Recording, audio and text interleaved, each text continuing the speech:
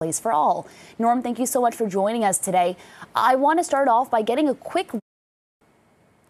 Joining me now for more insight on this approval process and the next steps, I'm joined by Norm Di Pasquale, who is the co-chair of Ontario Place for All. Norm, thank you so much for joining us today. I want to start off by getting a quick recap on the latest out of Ford's cabinet. What does this approval really mean, and what were the steps to get here? I know there's been a lot of criticism around a lack of transparency and public communication. Yeah, so as soon as Ontario Place started, they had a board, and as you'd expect on a board, there were quite a few members, and they would have meetings, and there would be some democracy. They would make decisions and vote on them. So what happened over the last year or two is that the board shrunk down to one person who is, a developer and a known friend of Premier Ford's. It was a board of one making decisions for the past year and a bit. And now I feel like this change is maybe a little more honest. Like the Minister of Infrastructure now is going to be pulling all the strings, and they've made some very bad decisions shutting down parts of Ontario Place with no notice whatsoever.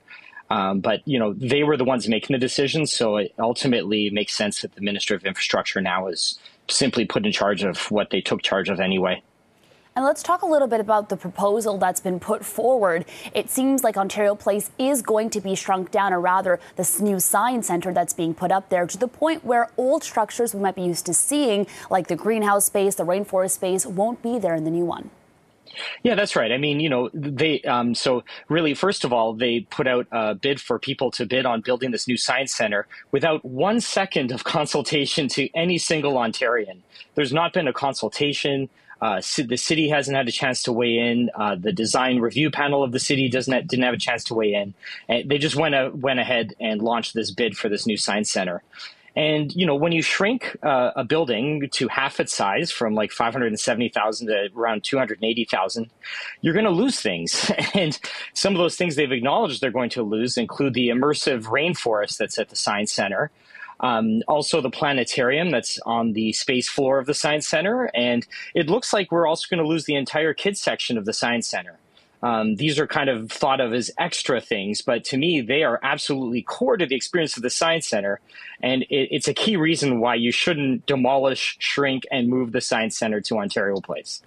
And let's talk a little bit about accessibility to the public. We know about that 95-year lease to Therm Spa.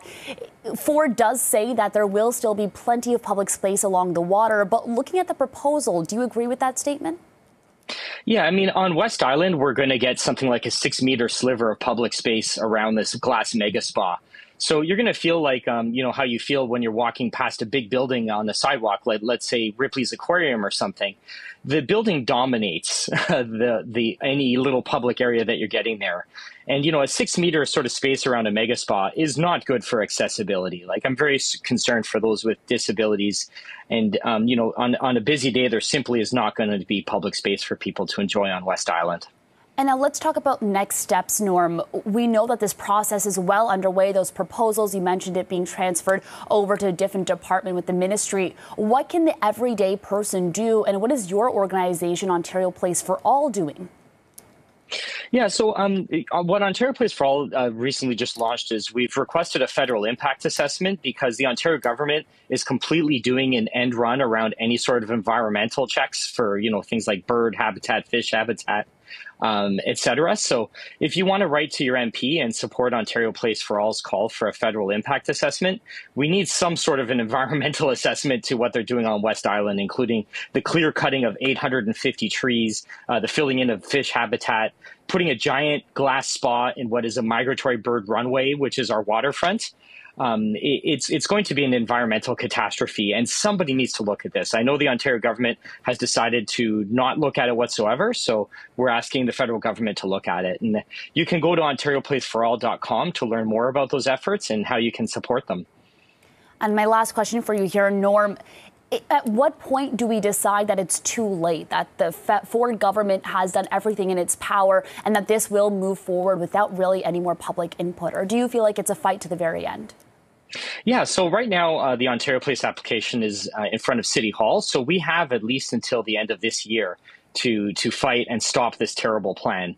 I mean, they just put out a request for proposal for the new science center without talking to a single Ontarian, but they're not going to start construction on that new science center till 2025. So there is time to get in front of this process and tell them this is not an Ontario Place for All that you're building, and we want the science center to stay put where it is loved by all Ontarians. As you mentioned, you can learn more about that effort on OntarioPlaceForAll.com. Norm DePascale, thank you so much for joining us today.